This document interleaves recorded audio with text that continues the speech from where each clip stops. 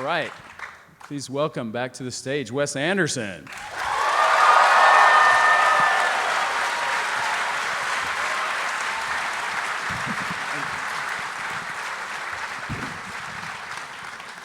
All right. And actor Jason Schwartzman.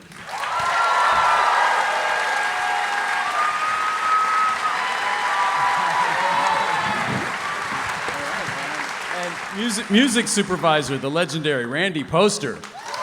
Best in the business. The best. Yeah, wow. Exquisite, amazing. Wes. Thank you. Holy crap. I'll start with I guess it's the standard question, but in your case, I've wanted to ask you this your whole career, really. What comes first? Is it a tone? Is it a location? Is it a specific story or character? And this one, I'm really fascinated by that because I know there's some real history here. Yeah. You know? Well, yeah. This one's sort of a weird mixture. About maybe 6 or 7 years, 7 or 8 years ago, my friend Hugo and I had this little sort of. We wanted to write a movie about our mutual friend with a character based on our friend, and so we started it, and we only made a little sort of short story. We had like, what would have been probably a 20-minute movie about this. Who is your mutual friend? What is he? He's English, and he's not a hotel concierge, but just his demeanor. Everything else is like this. Like Rafe. Like Rafe. Yeah, like Rafe. Right. He's he talks that way, and it's his personality. Yeah. So we wrote this little short story that was that character and some of the scenes and things, but it wasn't set in the past. It wasn't a hotel. And we didn't know what else to do with it, and it just sort of sat around for many years. And then I started reading this writer, Stefan Zweig, who I didn't know and who I'd never heard of. And eventually I thought I would take that character and that bit of story and put it into something like a Zweig novel. And then we wrote the script. Wow, were there specific story points? Because you kind of give him credit. Was it inspired? Were there any Zweig stories that had any plot points? Well, no, not the plot, but or the atmosphere of Zweig? The first one I read was Beware of Pity. Did you read that one? Yeah, and Beware of Pity is it's a great novel. His big novel, and his only novel, exactly. Yeah. And it starts the same way, which I then realized he does over and over again in his short fiction. Somebody maybe who's away in some hotel somewhere, someone who's away from their normal life meets a mysterious stranger, and some things happen, and finally that person says, well, let me tell you my story, and that's the novel, and that's the story. Not to be too inside here, but he wrote the story Earrings of Madame Day, so you make a great homage to Madame. No, I think he did the other one, Letter from an Unknown Woman. Letter from Woman. an Unknown Woman. Yeah, okay. That's I was pretty thinking good. the Max Ophüls. I got him. Letter from an Unknown Woman. To do a wrong which thing. Is one of the. I feel that's very rare. That I would stump you on a thing. No, but that's I'm kind of a Vienna guy, and that's one of the great Vienna. Yeah, Letter from an Unknown Woman. I got exactly. I didn't get my writers. I got my Max Ophüls movies. Exactly, which is not that many people who can even confuse Max Ophüls movies. Are we boring you already with our film stuff? But we did. But the Madame D does come from the other Ophüls, which that one is supposed to be in Vienna too. That story, and they didn't do the movie in Vienna, but it was. Wow. Well, I have to say, I totally fell in love with this movie. The second you went to 32 and you went to Academy, you jumped to 133. Right. The format of the day. Have you wanted to work in Academy ratio before? No, it's so gutsy. It's hard to. I don't know. It's beautiful ratio, right? This and was this like an homage to the? There was like early Screwball. 30s. Was it? Yeah. But it's almost like American Screwball, but they're European directors. That's exactly right. Yeah. I was saying the same thing. I think emigre directors working in Hollywood, and often doing a movie that's set in Budapest or Prague. Yeah, they're always set in Europe, but they're shot in Burbank or Culver City or something. This is just your total homage to that. I just loved it from just a pure cinema. But it's just, it's a romp. It's really funny, but then it's got that beautiful tone of tragedy at the end. You feel the war's coming, and that's Zweig. He had that very sad end. He and his wife committed suicide in 42 because his beautiful culture was just disappearing right in front of him to these totalitarian just fanatics. Well, did you also read the memoir, The World of Yesterday? I haven't read all that. Well, well, you're describing it without having read it, because that's really what he sort of gives a description of this culture that he wanted to devote, that he had planned for his whole life to be sort of in service of, getting demolished over these years. I know, and it's such an exquisite culture. You capture that so well in the movie. It's kind of grand and beautiful. If you've been to, sorry, I'm kind of geeking here because I spent a lot of time in Vienna, which is where, Yeah, we know. Yeah, that kind of grand. I'm sorry. I just, it's the only place I know. But it's just, I'm kind of geeking out a little bit on that. Well, so, Jason, this is the first time you've seen the movie. You tell me, as an actor, I mean, what's your impressions? Watching it? Yeah. I just joy, happiness, probably, hopefully, how, some of you might feel in this room. And Hell yeah. that wasn't, all right, but I'll take it.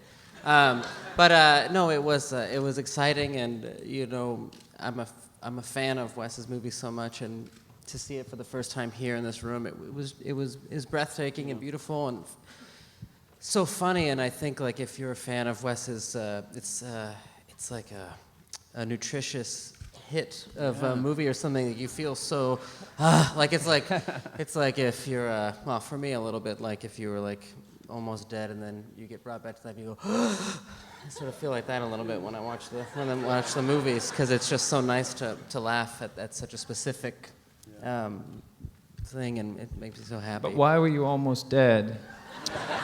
Jason's in because town you making a weren't movie. making because you were yeah, because you weren't making a movie. I hadn't seen it's a metaphor that was bad. It was a bad metaphor. I mean, it just ends right there. You were just trying to set up the gasp part. It was just a sentence. Yeah, I was just I wrote backwards from the gasping of air, physical trick. But I loved it, and I loved everyone's performance, and it was just I loved it. It was incredible. Are these films as fun to be in as they look? I mean, they have to be. They are. Yeah, I mean, well, and you've been with Wes for so long. How would you describe? What's the difference between this and, say, Rushmore? I mean, well, I don't know. God, that's a hard question to answer. Maybe you would. I don't know how to answer that. But I think that I don't know. Randy? I don't know how to answer it. Screen time, I think, was a big difference. less. There it was. But it's funny is that It's all right. It's all right. I met Jason in Texas when we started shooting Rushmore, and here it is. He's this really great, accomplished actor, and here in this film we introduced another young actor to the company, and. I have seen the film probably 4 times in the last 9 days, and so I start paying attention to things that are happening within the frames, and just to see the subtlety of these performances is just really, it's really incredible, and it's really worth another visit or two to see this film and to come to appreciate all that's happening within the frame and within the story. And Randy, music supervisor, you've worked with Wes a lot. I mean, like every Wes Anderson movie, you pay a lot of attention to the music. It's the instrumentation it's beautiful. What do you have going there? Well, and some of the backgrounds are so. What were you going for? Is that a period sound? What are you? Well, we did a lot of research as we were preparing the film, and Wes and I sorted through a lot of the regional classical composers as well as the regional folk musics, and Wes landed on the sound of the Russian balalaika, and that really, I think, is sort of the primary voice of the film, as filtered through the musical genius of Alexander You Desplat. know that like balalaikas, those like triangle-shaped mandolin, and you can get a whole orchestra playing them at once. So we did instead of a string section, a normal string section, for instance, we had just a balalaika section, and we got half of them from Moscow Yeah. and half from Paris. Was the Yeah, music from written France. for balalaika or composed and then later? He wrote it for balalaika. Wow. The composer is French, Alexandre Desplat. So we had the Russian balalaika guys. We had the Hungarian cymbalom player that's like kind of hammer dulcimer sound, and then we also had the alpenhorn, which is the thing that you kind of communicate from one mountain to another by blowing. Right. It's very hard to play. I loved how so much of the music was just rhythmic.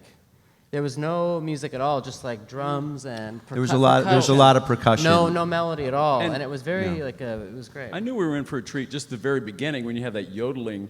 Well, do you That's a recognize that yodeling? It's a tradition. You could be somebody who might come up with where this yodeling comes from. It's in your brain. It's Heart of Glass. It came from Heart of Glass, the Herzog. Yes. Yeah. He used it's Zauerli. Zauerli, yeah. It's Is called it the same piece? Is it the? Well, is it, did you record now I a might be, yodeling? Is that where I he might be hypnotized cheating him? again. We originally had used the one directly from the movie. This is very, very similar to it, but I think we might have used a different recording. Did we, or did we use the Herzog one? Wes had been inspired by this film, Heart of Glass, and this is one of those situations where there is no soundtrack to that film, and so I was searching, and I'd say, well, Wes, here's some other Zauerli. Well, no, I like that piece. I like that piece that's in it. But And you so don't have to finally, say, I didn't say it like in such a kind of whiny way. No. I said I was more like I think it's stronger. yes, it's stronger, right? Pay attention. Pay attention to the distinctions within the Zauerli. And so we got the Herzog people. Actually, they went and they got us a recording of it. And then, of course, we decided to use another piece, but that's the way it goes. Oh well. But still. Well, it was stronger. Stronger. So, Wes, I mean, every film, it seems like your toolbox gets a little bigger. Like there's elements from previous films I see. Am I imagining this? Like some of the miniatures from Fantastic Mr. Fox sort of find their way into your language, even for something like this. Like I don't know, I find it beautiful. It's like the animations, and that's now just part of your storytelling repertoire. Yeah. Well, I feel like I think I might start with a especially small toolbox. So each movie I'm expanding it a little bit. And definitely doing an animated movie was it's sort of changed many things about the way I've been doing movies since we did that. So it's affected your live action movies, like how, besides being able to incorporate those elements visually. Well, yeah. Do you treat your actors now like they're puppets. Yeah. No. Is it more like puppets? Or What is do it you more think? I don't feel like a puppet, Or you're moving kind of. but I know what you mean. Like, for instance, when Zero pops out of the roof and then very quickly, shortly after he's running, that's something that's physically more impossible. challenging blocking. Yes, yeah. But probably descends from that, I would think. Well, you told me that at some point during Moonrise Kingdom. You were saying you're doing a blocking that we can't do that you're doing from the cartoon. Yeah, it's impossible to do as a human. I can't physically do that, Yeah. so you're using a technique that. He's making you look cool, man. Like, how did he do that? I know. Yeah, it's amazing. Well, I think there's one thing is that sort of thing, and using miniatures and even animation stuff. But the other thing is the way the sequence of events within. I'm saying this as if you don't know how to do an animated. You've done 2 animated movies, not the stop motion. But in a way, with a stop motion animation, you edit the movie and then you shoot it. You record the voices and draw the thing, and you edit the whole thing, and then you start shooting it. I started doing that with the live action movies more, where we do the same kind of animatic and kind of prepare it in more detail. And it's been, I feel like things we couldn't have done, we wouldn't have had the money to do, but we've sort of figured out a way to do it by just, not building any set outside the frame and that sort of thing. Yeah, the meticulous planning you can stretch. Because this, in one hand, could be an $80 million movie, but nobody's going to give us budget. that. Yeah, so, yeah, no, it's wonderful. Well, I don't know, it's kind of amazing, just the... I don't know how you do it. It's just it was very fun, and I mean, really, I think part of the thing since doing an animated movie, I feel like more often, we prepare it more intensely, but when we get on the set with the actors, it's the same thing. It's just chaos, and they just do whatever they're going to do, and they take over. But since doing that movie, I feel much more like when we finish a day of shooting, I end up, even though the day may be a very tense experience, at the end of the day, I much more often feel like we got the whole thing that day. And I remember so many, like when we were doing The Life Aquatic in Italy, this movie, very often the day would end and it would just be a sort of tragic feeling of, there was some day, one day I remember it was 3 o'clock in the afternoon, we hadn't shot. We couldn't. You're shooting on the water, which is the toughest thing to do. Yes, everything's always just swirling around, and it's very challenging. So, I was warned. So, would you do that different now? Yeah, I would. I would make that movie completely. I think I would do it for half the money or less or whatever. I mean, nobody would give me the money. Nobody would ever. We went $8 million over on that movie. Where would we get $8 million to go over? Nobody. I don't even know how we got it then. Whose $8 million was it? Yeah. How did we get to spend it? I wasn't even really aware of it. So I wouldn't do that again. Now, was there the snow and was there how much location, or was it all constructed? Well, everything.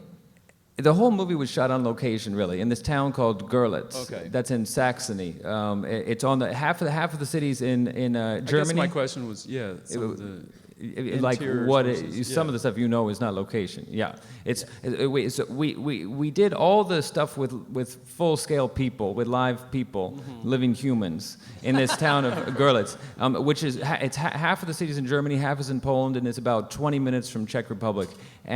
But we built sets on location, so lots of things that our sets were built on the square where we lived. We shot. I would say we shot 75% of the movie within 12 minutes of this little hotel where we lived. But then there are miniatures and some sort of animation things, and those were done in Berlin on a different, in an actual movie studio. In the big studio at Babelsberg. Yeah. It was so fun though, being like together. A lot of the actors don't have scenes together, but it was so wonderful. The way Wes set it up is that all the actors live together in a hotel, and there's many people coming and going, but there's so much overlapping of people. And like, I didn't work with Jeff Goldblum, but I got to spend a lot of time with him, and it was like it felt like a camp or something. I didn't go to camp, a sleepaway camp at least, but like you'd walk out of your room, and I would walk down the steps, and then you turn a corner, and Jeff Goldblum was there, and hi, what are you doing? And nothing. What are you doing? Would you like to have a sandwich? And then 8 hours later, I'm talking with Jeff Goldblum about acting, and it's it's really like a wonderful way to make a movie, and because it's an ensemble off the screen as well. Because we don't pay the actors, but we have a very good cook that we bring in, and we all have dinner together every night. And wouldn't you say that makes quite a significant difference? I think it's the best way to work. I mean, the times that I've had with Wes are the greatest of my life, and being there, and we're sitting in this hotel in Görlitz, 3 tables, all the different actors in the movie. You're looking around, and you just can't believe the company you're in, and just listening to stories and watching Ray Fiennes talk to Jude Law, for instance, about theater. Just conversations they're just wonderful to listen to and overhear, and you're just getting so much information. It's amazing. God, so many great faces. Do the actors get to collaborate with you on their mustache, or do you tell them what it's going to be like? Well, you did your own mustache, right? Well, I basically, I did it. I mean, I grew it myself, but I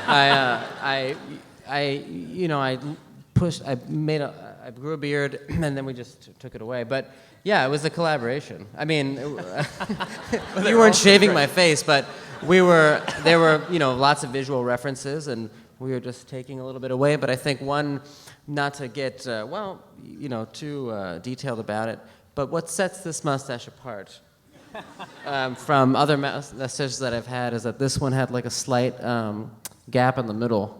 You know, that kind, like that some people don't grow hair in the middle, just looks like that. So that was how I pushed the envelope on this movie with my face.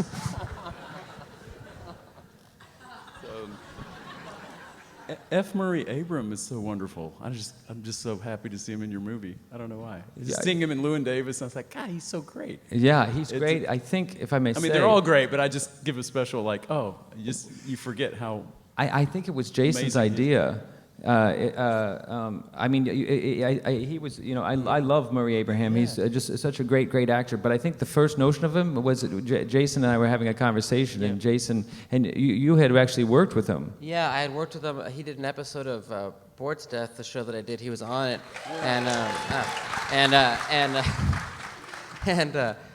yeah, I mean, for me, it was incredible, obviously, to work with F. Murray Abraham, because Amadeus was a huge movie for me, and I just suggested him to Wes, and Wes made it happen. But it was so cool to hang out with him, to live with him in Germany for a few days was pretty great. I will say he's an incredible actor and a man. I remember on Bored to Death, he took off we were wearing wedding rings accidentally in the first take that we did, and someone came over and said, I think you guys have to take off your wedding rings.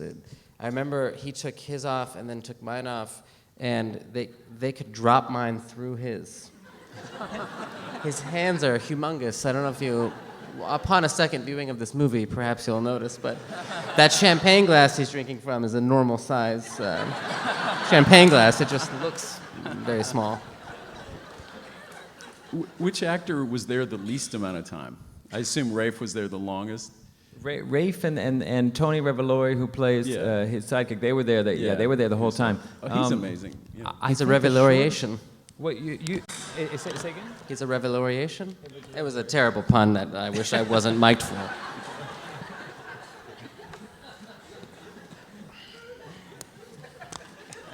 Still don't got it. So how does it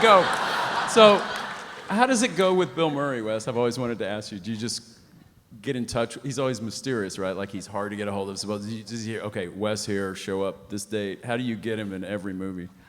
I know he wants to be in them. I don't really know. I'm not sure. I mean, sometimes I'm a little worried. Does he know to be here, or did I've always heard that with Bill Murray. Like, is he going to show up? And he always does, apparently. But he always does. And this time he showed up. He has a very. I mean, he has a. I mean, he maybe pushes the envelope even further with the mustache. It's not even an envelope. It's a manila folder. Yes, he's outside of the folder. But but the thing he arrived with. Dug myself a little more. Like bad metaphor after bad.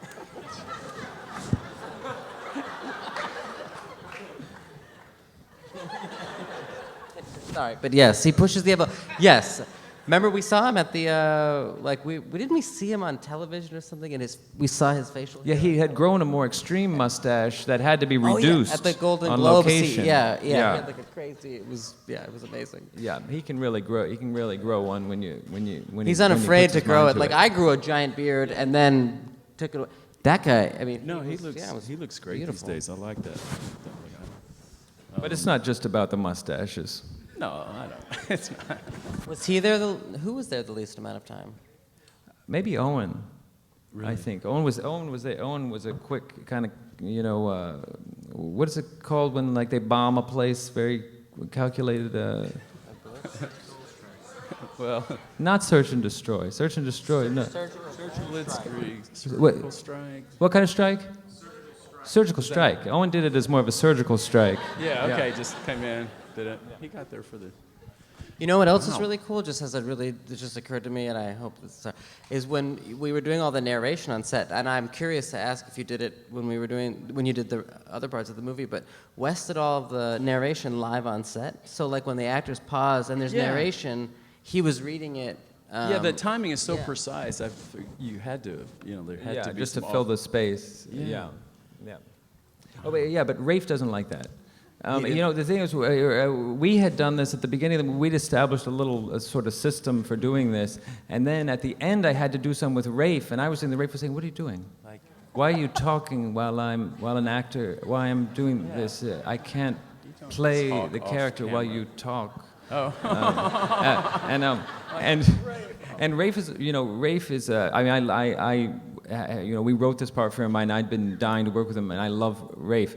But he's also very, he can be funny. He's very formidable, and if he wants to frighten you, yes. Yeah, he can. He can we do saw that. Schindler's List. Yeah. Yeah. So if you say something wrong, you might sense that it's wrong. He might, he's one of those communicate British that to you. theater guys too. Like you wonder, does he? I always pictured him as like a sort of a Shakespearean sort of. He, obviously he's done that and can do that. But I think the great and exciting thing about working with him was that he's really more like a method actor, like a Stanislavski or whatever, he brings that with him, and he really brings a real charge to the set, and we just had the best time with Rafe. So in a case like that, would you send him the script and start a dialogue before? Does he have a lot of questions about his character, or how does that? No, he didn't. I don't remember him having a lot of questions about the character. I remember him. We read it together at his house, and he quickly was. I think his thing was that the character is a kind of character where someone could do a real turn with it, and he wanted to make him a real person, and that was what he was focused on. And that felt, good to me. Mm-hmm. Did you reference any other movies or performances? Like, I don't know, was it at all beneficial to show him, that he wouldn't maybe know the films, but something from we looked Lubitsch at film or something? Yes, one Lubitsch film in particular that I think, I don't know if Rafe used it, if it helped him or not, but he liked it, which is Trouble in Paradise. Herbert Marshall in Trouble in Paradise was probably our best, it's kind of inspiration for it. Perfect. When at the hotel that we were all living in, there was a little, like a room that, like a little living room area, and Wes filled it with books and movies that were for reference, for any of us to watch or read. It was really very helpful. Aren't you going to make some joke that goes at the end of it, though? No, that was it. No, that was it. Well, I think we could. I'm sort of hogging the mic up here. I mean, it's not often we have Wes on stage here. I want to open it up to good questions only, please. I see a hand way in the back. Nothing stupid. Pardon? The question is, would Wes consider a sequel to any films? Do Well, you think that way? Or I think he's right here. I mean, Jason is the one. When I think about making a sequel to something, it's some of the ones we've done together, such like Rushmore or Darjeeling Limited. I mean, in answer to what you said earlier, what's changed over the years? To me, working with Jason, the thing that's changed over the years, I got to know him because he just walked into a room 15 or 18 years ago, and I just loved him immediately. And he was a high school student, but he was a commanding actor. Obviously, we've been friends for many, many years, but I've seen him become more and more. I've just seen him refine his talent, and so anyway, the person I would say I would want to do a sequel with is anything that we've done together. But we can do a new one without doing any of those just as easily, I guess. Right. I think that is. Because other people own the rights and stuff. Yeah. I do think that, to answer your question now that I've thought about it, like that, what has changed is, to build on what he just said, is that when you're first meeting someone and about to work with them, it can be nerve-wracking, or you're learning about each other. And of course, in that case, it was our first time. I had never acted, but I feel like, and you might agree with that. I feel like we can get to the work more quickly because we've just been together so much and we're so close, you know. He's my mentor and dearest friend, and he knows everything about me, highs, lows, everything. And we've worked together so much that, like I remember on Moonrise Kingdom, I had been working and I came to the set, like working on something else, and came to the set overnight and got out of a car. And I think from the time that I got out of the car to when I was shooting was like 30 minutes. It was almost immediate. Like I walked out, and I could never do that with somebody else. It would be very intimidating to do that. But with Wes, I just feel like because we have like an archive, I guess, of memories and things, I feel like there's a shorthand. It makes the work harder because I feel like you have to go farther. But I feel like that's one thing that I definitely feel has changed, is that we can get to the work more quickly.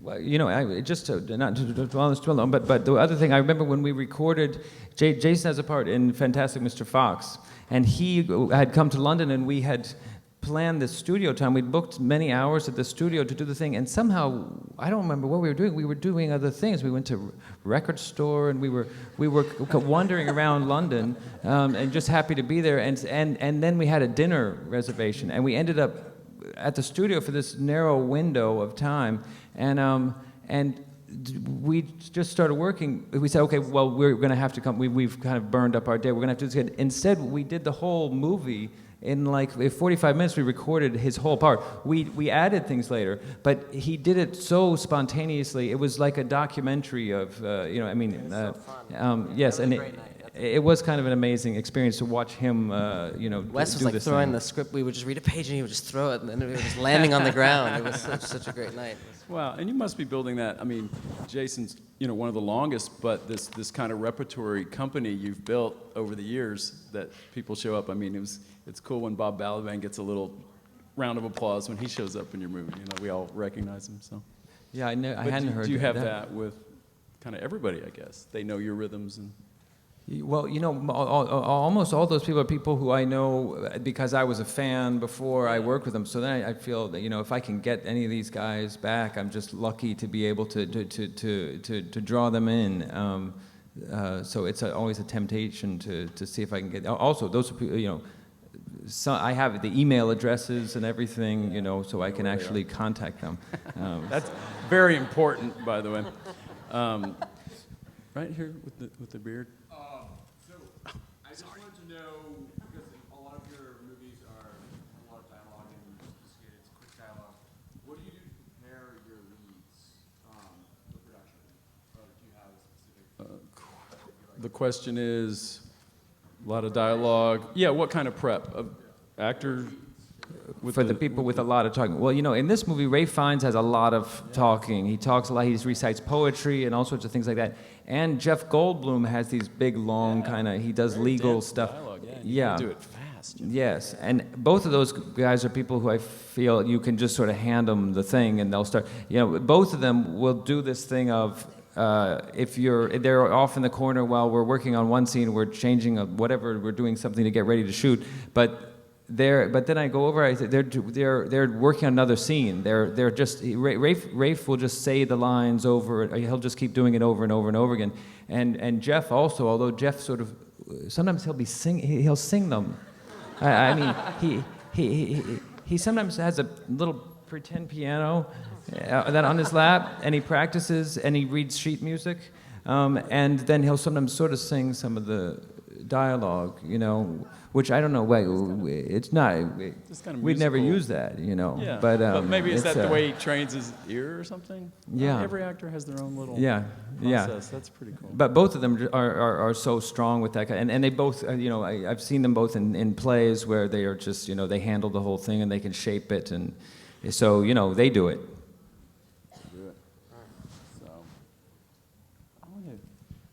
We always ignore the balcony here. Okay, yes, you. I was wondering what your creative process was and how it differs in each of your films, and also for all of you, what do you think about the tribute album coming out? That's two questions. Let's do the let's do the last one first. Let's do the last one. Yeah. This What tribute album? Yeah, There's a tribute record that's coming out. Some bands have covered the songs that we have in the movies. We have the attorneys are dealing with it. No, I don't know. I'm looking forward to hearing it. It's all these different bands covering. This is on like a need-to-know basis? Yeah, need to know. All right. Great. We got some kind of royalty or something in that. We're working on it. Well, who's doing it? It's just sort of like a small indie label, sort of like a spontaneous combustion tribute record to the music in the movies. So different bands covering the songs that we've had in the movies. I Did you think not it know sounds about it? good. Did you not know about it?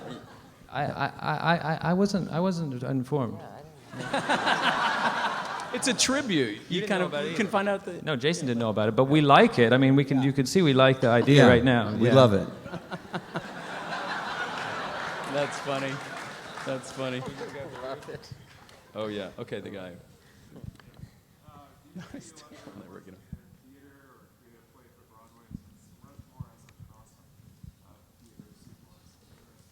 The question is, Wes going to take his talents to Broadway?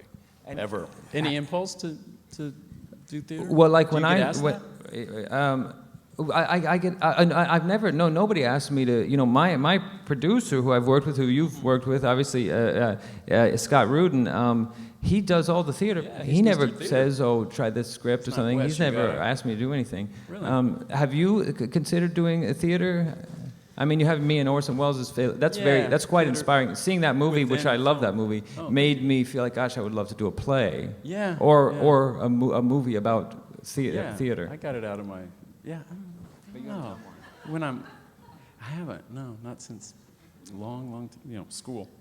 Probably like you. Well, when you're cinema, you're just you think in film terms.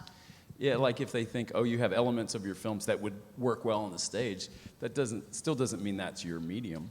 Yeah. You know. Yeah, and I do like to think of plays in movies, like yours. No, it can be fun. Okay, the woman on the aisle seat. Yes. This film is so strikingly visual. What inspired all of the geometry in every shot? She's asking about, I guess, just the visual design of the movie. Is there one inspiration, or is that? Where do you start with that? Sounds like you plan even more. I mean, you've always done that, I'm sure, but more now. Well, I think it's. I mean, I don't really think about geometry or something like that. With a movie like this, we started with these. It's research. When we finished the script, I had no sense of how we were going to go about making the movie. But a big resource I can just mention that we used was on the United States Library of Congress website. There's something called a photochrome collection, which are these black and white photographs that were colorized and then mass produced. And they're from like 1895 to 1910, something like that. And it is like Google Earth of 1905. When you go on this website, there are thousands and thousands of images, and all through the Austro-Hungarian Empire, and there's cityscapes and landscapes. They're not people. Yeah, people were so in love with photography, like in Paris. Just documentary photography of everything. But it's great. It's available. Yeah, it's amazing kind of what was that site resource. Again? It's on the U.S. Library of Congress. All you type is photochrome collection. Wow. You say photochrome, I guess, but it doesn't have an E on the end. Photochrome collection, and you'll see. And then type in any place you can type in Vienna, and you'll see just a million amazing images. So, in blue with the broken arm. Sorry, ma'am.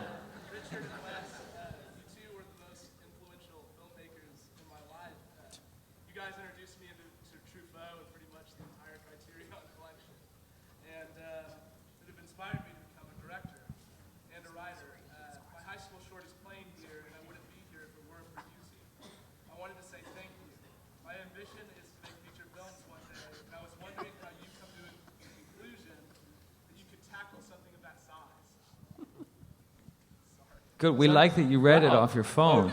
We never saw it. Now that's a prepared question. You deserve a response. And it was a good question. You came with that question. And very nice question. At first, I thought you were you're- asking the question and also reading a text from somebody else. And I'm like, how did wow, you- that is pretty brave. And when I wanna realized ask you were you- actually reading. Is your arm really broken, or was that just a sympathy thing to get? Okay. Wow. What was the question? Well, part of it was that that we inspired him, and because we've had things with Criterion Collection, then that led you into their whole thing. And Criterion Collection, amazing resource. They're fantastic. Yeah, see every Criterion film. Yeah, yes, It's a good film I school agree in with that itself. completely. And all those extras are fantastic. My ambition is to make features one day. And I was wondering when you realized you could accomplish it to the degree that you would be satisfied with. I don't think thinking you'll be satisfied is probably a good impulse. I think you have to have a story to tell and risk maybe not being satisfied with it, but compelled to do it. That's my, I don't know. Pretty good. Yeah. That was incredible. I Fail think in that's private, right. risk failure. I think You're gonna that's right. fail. Yeah, Fail you better. just. I mean, or you know what? I can add to that, if I may. What I remember is the most confident I ever felt was when I did my first. When I did this first film, which is the one that only 9 people came to see when we showed it at the Hog Auditorium. It was when we. Well, it just didn't. It wasn't a movie that really went over that well. Everyone at the time. loves that movie, Wes. And can I say, that was, your distributor screwed you on that. I was in the film world here, and we never heard of that screening. They did a poor job of getting the word out about that. I feel bad that 9 people came to your screening, but Yeah, we all knew you were making a movie, and we would have been there. We could have got you a big audience. The film side, you should have just had them call us. Why did they not let anyone know you were having that screening? Well, I guess we blew it, but Well, they were kind of dumping the film, right? they were kind of dumping the film. I just feel bad you had a sadly. bad film experience here. Because, Yeah, but But it's funny years later. You can still. Yeah, I mean, I wouldn't have had anything to say at the beginning of this I know. screening if I had. It's worth, in the long run, it's a good story, but it's not indicative of your. It's not indicative of how much everybody loves that movie. What are you talking about? Do you have a question on your phone too? But the thing I was going to get with the confidence what do you confidence was I never felt as confident on a subsequent movie as I did on the first one. So I almost think like it's an irrelevant thing. You just have your thing. You're doing your best to do the best way you can, and Exactly. your emotion about it almost is you have to almost ignore. Yeah, that doesn't mean much. You just gotta. It doesn't mean much. Okay. Now that you mentioned, my name is Andres, and I'm studying entertainment industry management. And you mentioned Scott Rudin a while ago, so I would like for you to mention your process with being you a producer, your process with other producers in the creative process. Your relationship with producers. Yeah. Like, how do you? You're studying- How do you get the team pay for this? Right. You're studying entertainment industry management. That's interesting. That's a major? Where? That's radio, television, film thing. It's a master's degree program at Carnegie Mellon University. Carnegie Wow. Mellon. All Carnegie right. Mellon. They're way ahead up there. I don't know if UT has that program, but they should. Interesting. We're all going to be working for him someday. Yeah, I know. I mean, and and immediately senses the name. There's a lot of names we can mention here, but Scott Rudin goes is right the one to that the he top. wants to talk about. That's good. Yeah. That's good. You're halfway He's got there. a lot happening. You're A halfway lot there, goes through kid. that office. Yeah. know if you would. What do we say about that? I think each movie you have a different thing. Of how it's, what level of enthusiasm people are having when you're showing the script and how much money you need and who's going to be involved in all those things. And for me, somebody like Scott is, I have a kind of unusual thing with Scott, which is we've been working together for many, many, many years, over and over and over again, since Royal Tenenbaums. Yeah, and in fact, the way Scott and I started working together was when we were doing Rushmore. He sort of just kind of came around and started calling and saying, "What are you doing about this? And what are you doing about that?" And he sort of butted in on everything, and he kind of took over the thing. Yeah. He took over the release of the movie. But that can be a good thing. It was very if good, it's- he's smart. I mean, he kind of got in the middle of everything the studio was doing, and He scares people. yeah, they were deferential to him. Yeah. So it made a big difference, and so then when it came to the next movie after that, he was just sort of built in. Well, yeah, he's a good guy to have on your team. But yeah, you seem to have a really And great that, team around that might you. be a good system for if you want to work with somebody in particular. Just sort of butt in on it, and Okay, I've been given that. One brief real question. Okay, the guy on his feet. Sorry, balcony. One last question. Hope it's good. To the panel, one of the things I enjoyed the most about the beginning of the Q&A was you're talking about various films that you really enjoyed, you got really enthusiastic about, and whether it's something that is set in the period that the movie's set in or not, or perhaps influenced your individual roles in making the movie, could you recommend a movie that you think that you should see? Whether it's Lubitsch, whether it's Hopeless, Well, you name it. well, Wes, yeah, the question is, throw out a couple titles that this movie you think, if they like this, check this out. yeah. Well, there's the Lubitsch movies, and especially the ones I didn't know so well were the musicals, the early musicals like Monte Carlo and 1 Hour with You, and there's one by Ruben Mamoulian, Love Me Tonight, which I'd never seen before, kind of preparing for this. I think also of the 30s Hitchcock movies like Sabotage and The Lady Vanishes and and 39 Steps. But there's one scene in the movie that is there's a scene. The scene with Jeff Goldblum in the museum is sort of adapted from adapted may not even. It's more like plagiarism. I think you could say homage. So strong homage to Torn Curtain. There's a scene in Torn Curtain which we've just very closely adapted. Steal from the best, That's great. So anyway, well, Wes, it's great having you here, man. Thank you so much. Thanks so much. Thank you for coming. We wish you all the best. Thank you, Jason. Tell Thank you all for everybody coming. to go see this movie, obviously. Thanks.